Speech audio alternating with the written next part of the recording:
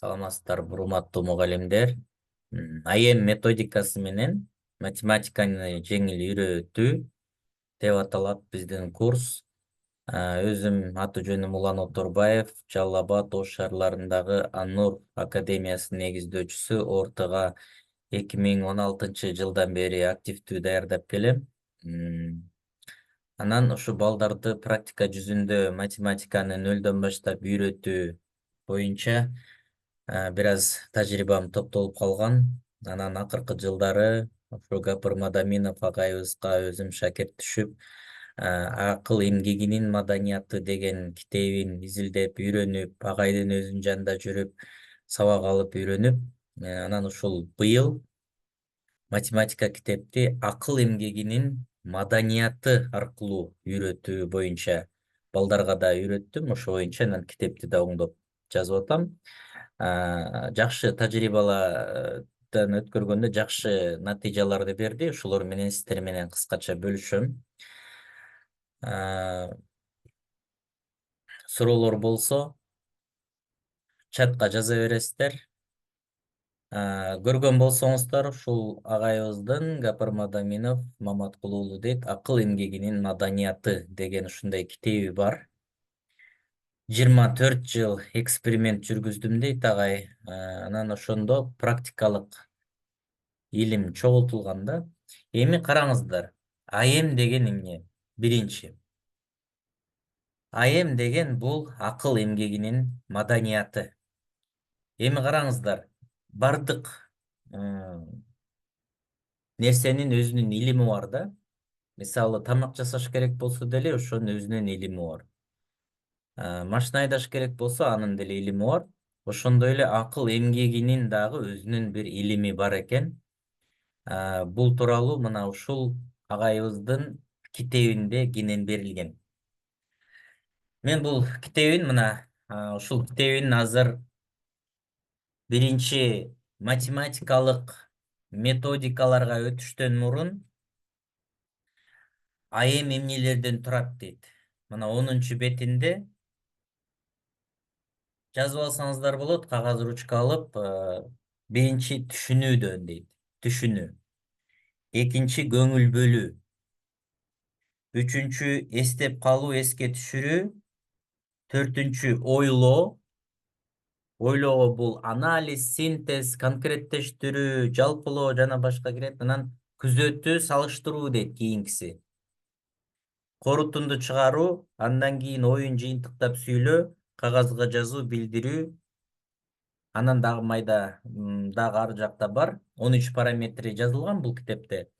Анан менде мындай нерсе пайда болуп калды. Мисалы үчүн суроо пайда болду. Ушул балдардын ойлоосун биз кантип текшеребиз?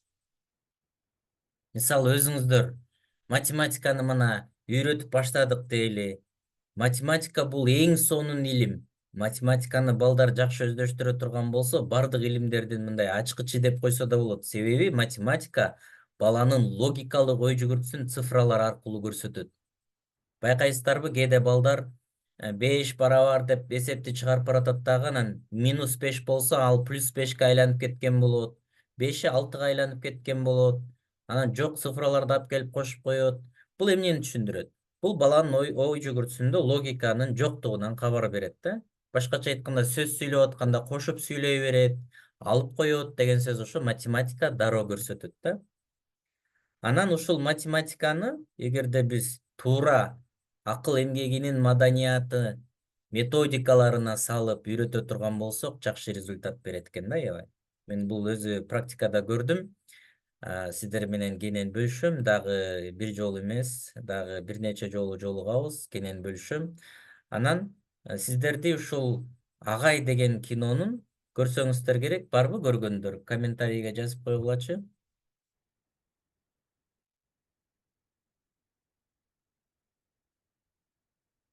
Эгерде бар экен, ошол жерде математиканы үйрөткөндө кадимкидей баягы эшикке чыгып, мектептин периметрин, аянтын, эшик терезелеринин аянттарын өлчөп, практикалык кылганда балдар оңой түшүндүм дейт да. Биз дагы ушундай практикалык нерселерди колдонгондо жакшы результат берет экен. Эми караңыздар. Мгм.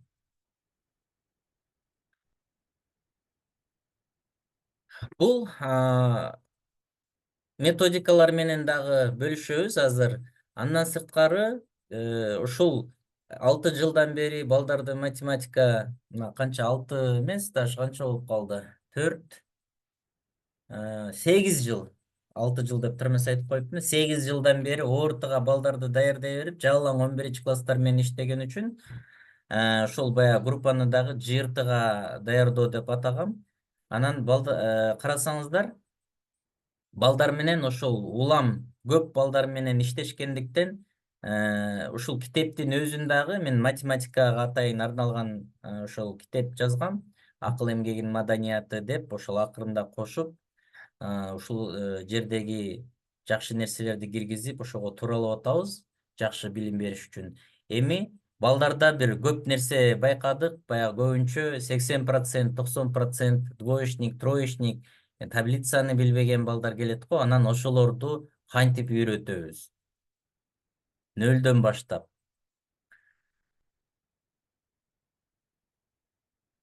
Сиздерде мына менде бир суроо бар.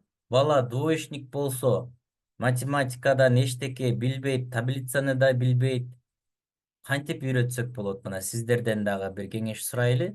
Тажрыйбаңыздар менен бир аз бөлүшсөңүздөр чатка.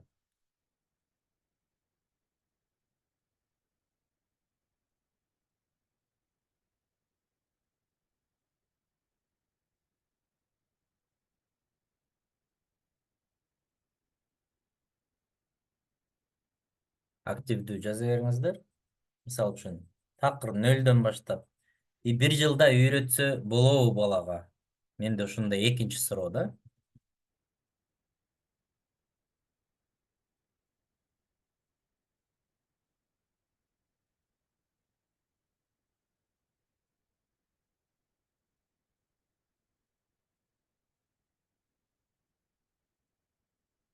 Так, таблицаны оңой жаттатуу менен жаттатса болот дейт. Саламатсызбы? Гүлзер эжеке, саламат. Мгм. Мен эми өзүмдүн практикамдан бөлүшө берейин сиздерге. Андан кийин кошумчаларыңыздар болсо айтасыздар. Мына бул жакта сиздер да мугалимдер отурасыздар. Менден да күчтүү мугалимдер отурат мына бул жерде. Анан ошо мен бир аз тажрыйбам менен бөлүшүп кетсек. Мгм. Биздин мектепте кеңири жайылган дейт Гүлзира Кубатовна. Сиздердин мектепке мен бардым, ооба. Ушул күзүндө өткөн жылы. Сиздин мектепте дегенде кайсы гимназияны айтып атасызбы? Номер 3-чү Гапрагайдын гимназиясыбы же кайсы? Айым негизи ошол мектепте да основной, э?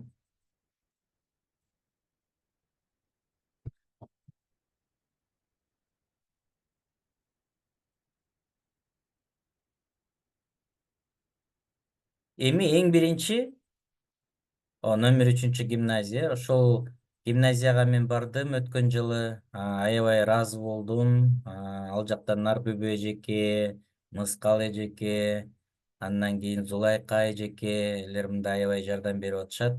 Ошолордун тажрыйбаларын алып, анан мен өзүмдүн китебиме дагы элементтерин киргизип, окуучулар менен ошол эжекелерден үйрөнгөн нерселерди, Гапырагайдан үйрөнгөн нерселерди анан өзүмдүн окуучуларыма колдонуп көрсөм, аябай жакшы результат берди да. Анан эң биринчи эле биз математика мына өзүмдүн тажрыйбаман алып айта турган болсом, көп мындай байкайт элем да, балдарга теманы түшүндүрүп бергенден кийин түшүндүңөрбү деп сурасак, көбүнчө окуучулар эмне деп жооп берет? Силер да мага эми кичине жардамдашып тургула, активдүү, чатка жазып турсаңар, чатта кичине активнүүрөөк болсо, анан сүйлөгүм келет го. Мына биз теманы түшүндүрдүк, мугалимдер, Анан түшүндүңөрбү балдар десек, эмне деп жооп берет балдар? Көбүнчө. Кайра сурайт дейт, Көбүнчө эми мен сураганда бул жакшы окуган бир класста эки жакшы окуган окуучу бар болсо, ошолор сурайт, суроо береттир да. Көбүнчө бирок мен акыркы практикамда көрүп аткан окуучулар түшүндүк деп коет да. Анан сурабайт эчтекечи. Ооба, түшүндүк дейт да. Анан көбүнчө биз өзүбүз алданып калабыз да, бул түшүндүк деген сөз бүгүнкү күндө түшүндүк деген маанини өзүнө ташыбайт экен да. Барабардык мыйзамы бузулган бул жердечи. Логикада барабардык мыйзамы бар го. Ошондо биз ойлойбуз да, алар түшүндүк деп айтса, биз булар түшүнүптүр деп анан өзүбүз мындай ыраазы болуп отуруп калабыз да.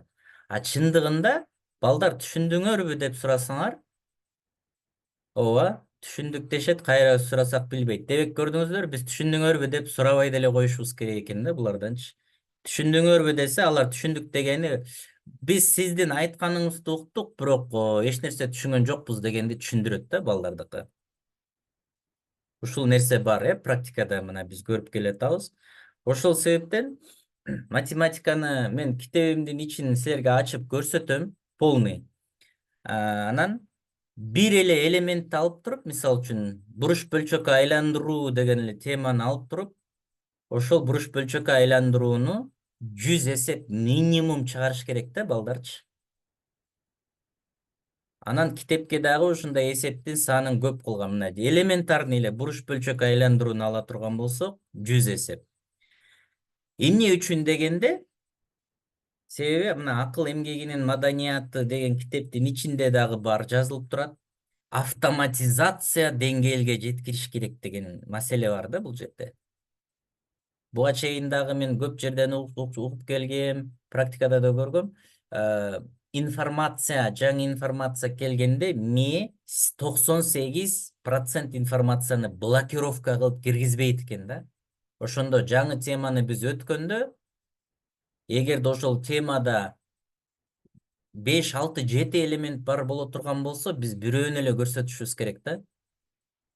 Мисалы үчүн бөлчөк алымдары, бөлүмдөрү ар башка болгон бөлчөктөрдү кошуу жана кемитүү деген теманы келе турган болсок, эми мен өзүм практикамды алсам, муну бардык окуучуларга көрсөтпөйм да. Мисалы, бир окуучуну чакырып, ар бирөө менен жекеме жеке, что ал кайсы теманы билет, ошо бөлүмдөрү ар башканы өтүштөн мурун ал бөлчөк дегендин алымы деген кайсы, бөлүмү деген кайсы, биз өтө мындай сөздөргө маани берип туруп, түшүнүп атабы, түшүнбөй атабы, бир нече суроо берип эле билип алсак болот да. Көбүнчө балдар азыр эч кандай мындай базасы жок.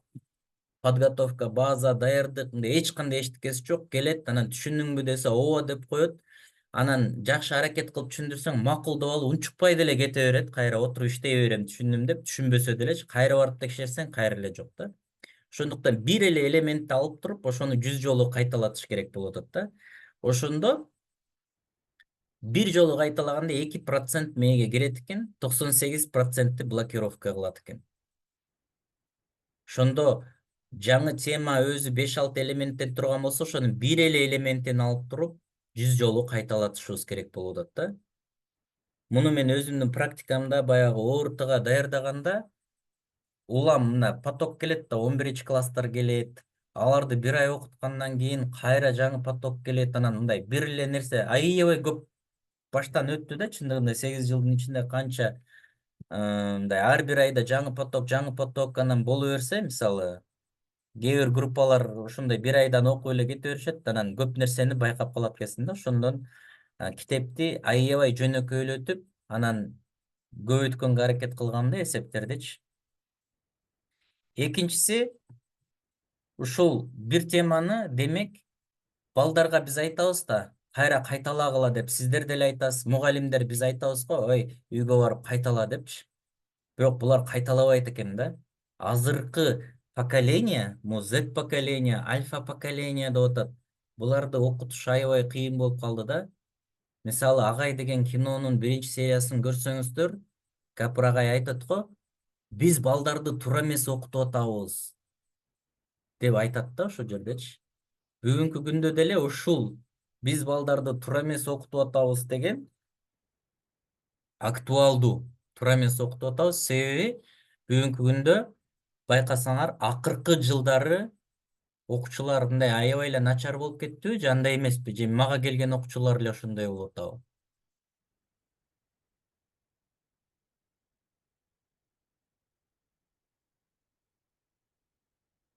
комментарийге жазсаңыздар мындай: акыркы бир 3 жылдын ичинде дагы мурункудан начарлар өтө көп болуп атат да. Ушул мага эле келген окуучулар ушундай болуп атабы, же силердин деле бүтүрүүчүлөрүңөр ушундай болуп атабы? Бөлүшүп койсоңуздар ушул ой эме менен, көз караш менен.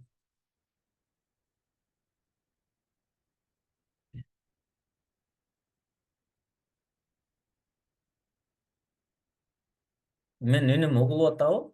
Угулуп атса бир белги жөнөтүп койгулачы. Аха. Ошентип кичине жазып турсаңыз. Так, Бактыгүл эжеке, рахмат. Ооба, начар болуп атат. Себебин билип атат болушуңуздар керек, Ушу телефонго балдар кирип кетип, уже ой жүгүртүү, образ, клиповое мышление болуп атат, Мындай образдар менен эле анан абстрактуу ой жүгүртүүсү такыр отуруп калды. Көбүнчө ушундай. Ушу балдарды биз акыл эмгегинин маданиятына эң биринчиден үйрөтпөсөк, үйрөнө албайт булар. Эч нерсе мындай кыла албайт. Себеби балдар ой жүгүртө албай атат. Кече күнү мен бир бала окуучуга айтып атам да, мына 7,2 минус там 6,5 деген бөлчөк турат. Ушу бөлчөккө дедим, бар 10 суроо түзүп кел дедим. Мына ошол мыскал эжеке, мына бул жерде азыр номер 3 гимназиядан бизде катышып эжеке отурат. Эжекенин аты ким эле? Гүлзире Кубатова деген эжекебиз отурат мына. Ушу мыскал эжекени тааныйсыз да, Сиздерде кыргыз тилден берет. Анан Нарбүбө эжеке ге жаздым мен, ушу башында айттым го, мына акыл эмгеги гинен маданият эмнеден турат десе, ой жүгүртүү, күзөтүү. Анан мен сурадым да, макул түшүнүүсүн мен өлчөй алат экенмин. Мисалы математика сабагы болсо дагы, урматтуу мугалимдер, сиздер бардык окуучуларга китебин аштырып, тарыхпы, башка бир китепти аштырып туруп, 1 минутада хор менен бардыгыңар окугула деп, үндүн акырын чыгарып, минутага коюп туруп окутуп, 1 минутадан кийин канча сөз окуганын жаздырып, андан кийин баягы түшүнгөнүн кагазга жаздырып, анан мисалы өзү бала 150 сөз окуган болсо, 20 сөз жазган болсо, 20-ны 150-гө бөлүп, 100-гө көбөйтүп койсо процент чыгат да. Ушинтип баланын түшүнүк процентин биз эсептеп алсак болот. Жактыбы ушул? Түшүнүк процессин мына ушинтип билип алабыз, процент. Эми сиз окуучуларыңызды көргөндөн кийин кимдин кабыл алуусу канча процент экен? Мына ушул нерсени Гапар агай гимназияда күндө кылдырабыз дейт. Күндө. Мен ошонусун угуп, анан сразу келип кылып, окуучуларды эми ал мындай эме кылдык да. Процент түшүнүүн көрдүк, 10%, 3%, кээ бир окуучулар 0, бир да сөз эстеп калбайт экен. Анан ошолорго биз математиканы үйрөткөнгө аракет кылып атабыз да. Алардын эске тутуусу ордунда эмес. Мисал үчүн, футболго, волейболго, күрөшкө балаңызды алып бара турган болсоңуз, балаңыздын колу буту жакшы иштебесе, тренер эмне деп айтат? Кечке эле грипп болуп эле анан чүчкүрө берсе, эмне деп айтат тренер?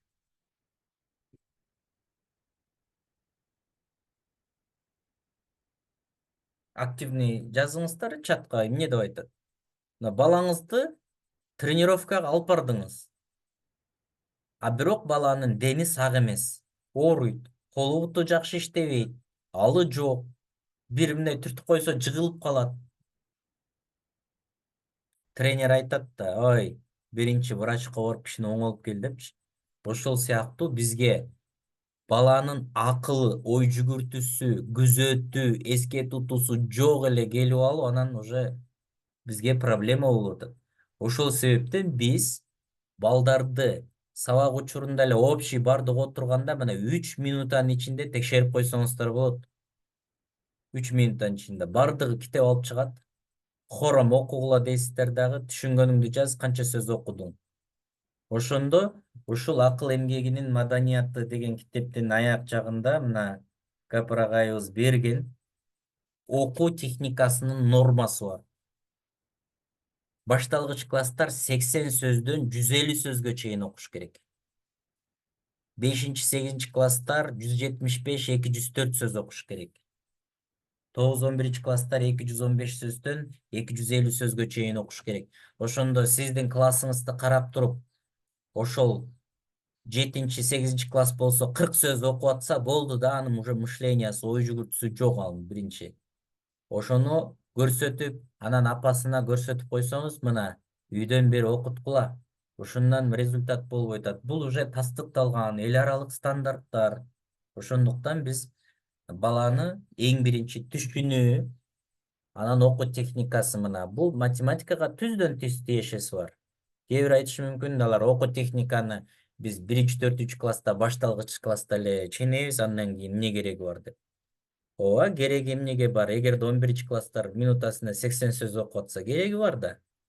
Ошол себептен биз муну колдонушубуз керек. Себеби адамдын бир эле мээси бар да.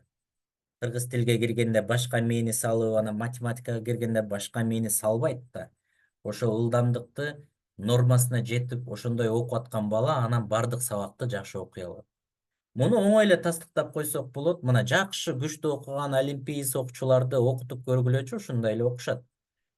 Мына кече жакында мага алыс мына Аравандан, эмеден, Кыргызстандан 4-месттен алган кыз келип окуп даярданды математикадан. Кыргыз тилден 4-месттен алган да, республикадан.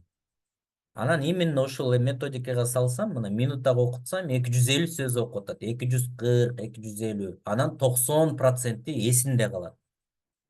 Ал эми бизге кадимки келген балдар, баягы двоечник, троечниктерди окутсак, ошол 200 сөз окуй турган балдар 40 сөз окуйт. Даже бул биринчи класстын нормасына жетпейт. Мына элементарный, биз даже математиканы баштай элекпиз. Биз мына эске тутуу. Экинчи көңүл бөлүү. Көңүл бөлүү. Эми муну кичине баары бир математика сабагы болсо дагы, бирок биз балдардын көңүл бөлүүсүн дагы цифрага айландырып өлчөшүбүз керек. Башкача айтканда, биз мугалимдер, биз дагы врачтардай эле иш алып барышыбыз керек да. Мисалы үчүн, мугалимдер булар дагы биз врачпыз. Биз адамдын аң сезими менен иштейбиз да, мээси менен иш алып барабыз. Мисалы, урматтуу мугалимдер, сиздер больницага баргансыздар дала эле жолу. Эң биринчи ооруп больницага барганда эмнени өлчөйт врачтар?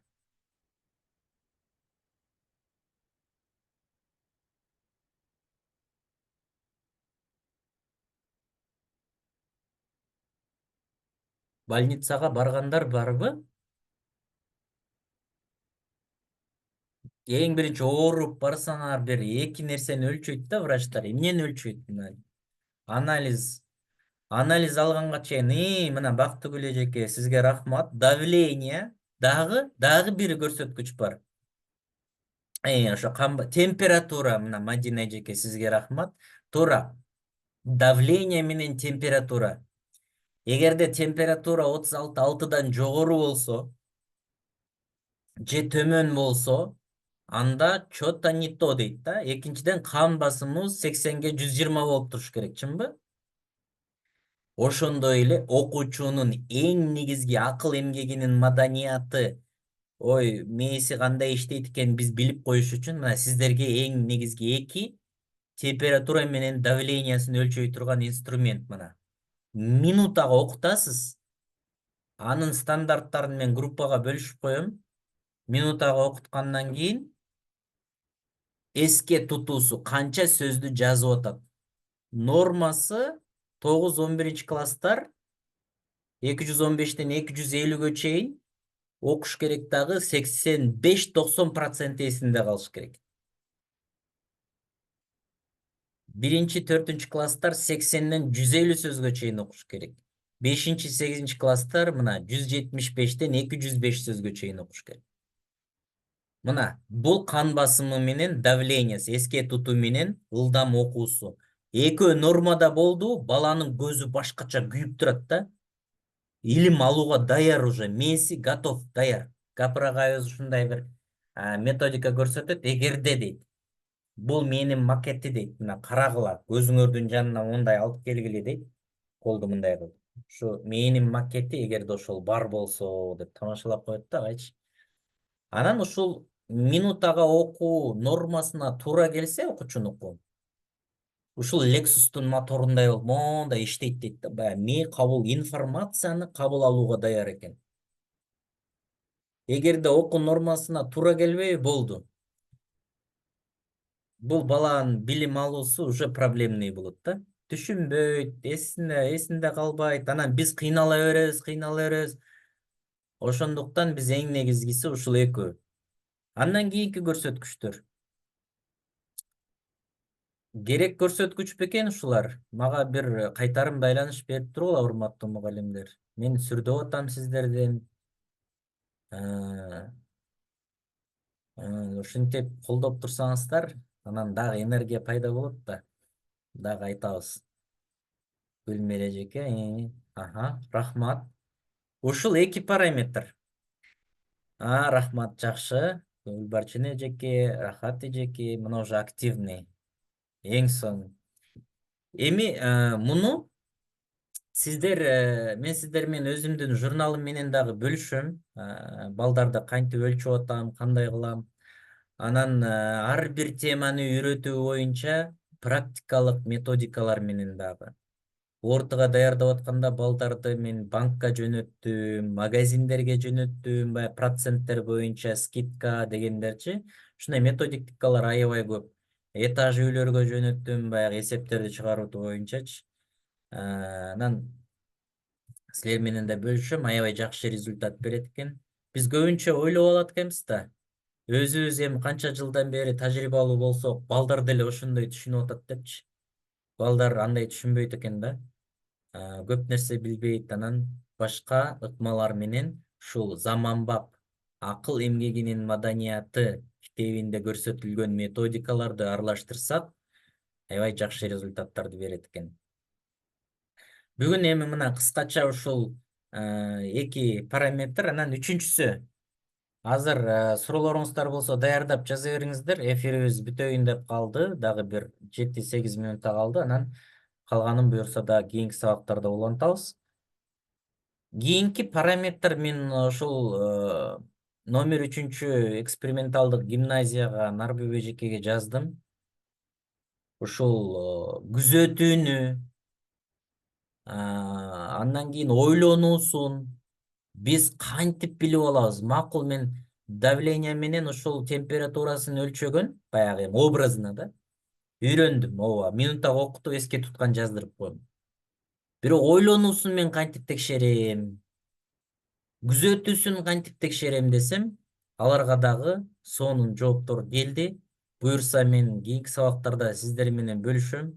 Аларды сабак учурунда колдонсом дагы аябай жакшы результаттарды берди. Анан ушу сиздер менен бөлүшөйүн деп ушул мына сабактарды өтүп баштадык. Андан кийин өзүмдүн ошол атайын жасап аткан, баягы көп жылдан бери даярдап жүргөн окуучуларды китебимдин ичин дагы көрсөтөм. Эч кандай оор нерсе жок, баардыгы жөнөкөй. Анан сиздерден дагы күтөм көптөгөн сунуштарды. Азыр эми суроолоруңуздар болсо берсеңиздер болот.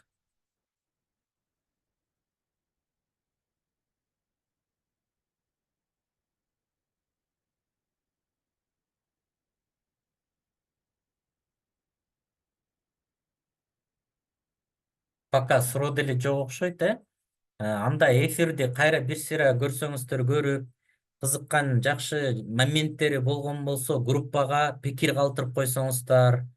Ушундай болду, могул нерселер жакты, могу менен макулмун, могу нерсе менен чота макул эмесмин деп Капрагайдын өзүнүн ТС квадрат деген формуласы бар да. Т2 ТС квадрат 2Т 2С.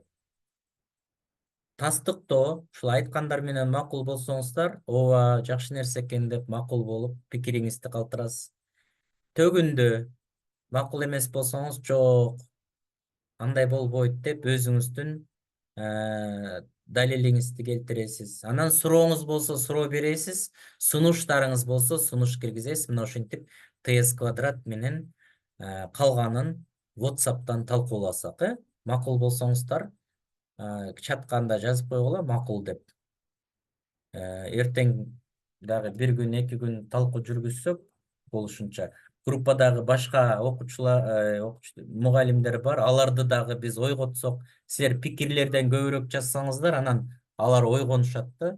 Анан биз мугалимдер коомду алга сүйрөй турган сиздер менен биздербиз да. Илим. Илимди биз туура баалуулугун көрсөтүп, жакшы жеткирип бере турган болсок, окуучулар кызыгат да.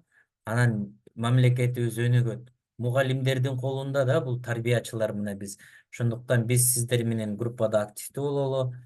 Бул жакта мектепте окуу китептер, татаал программаны татаал кылып окуучуларды тажатып койбодукту. Сиз эмне деп ойлойсуз дейт. Мектептин программаларын колдонушубуз керек, сөзсүз. Бул тууралуу да кенен сүйлөшөбүз. Мектепте бүт ресурстарды колдонобуз. Болгону биз ошо менен чектелип калбашыбыз керек да. Ошого чечим катары мен өзүмдүн китебимди дагы көрсөтөм. Сиздер өзүңүздөр дүн дагы изденип колдонсоңуздар болот, бирок ошолорду баягы татаал болуп баратат, аны көрүп атабыз Муну дагы кененирээк токтолобуз. Так. Макул, анда саламатта туруңуздар. Көрүшкөнчө, калганын сүйлөшкөндө, WhatsApp'тан улантабыз. Анан түз эфирде да сүйлөшөбүз, балким эртең, балким бүрсү күнү. Саламатта туруңуздар.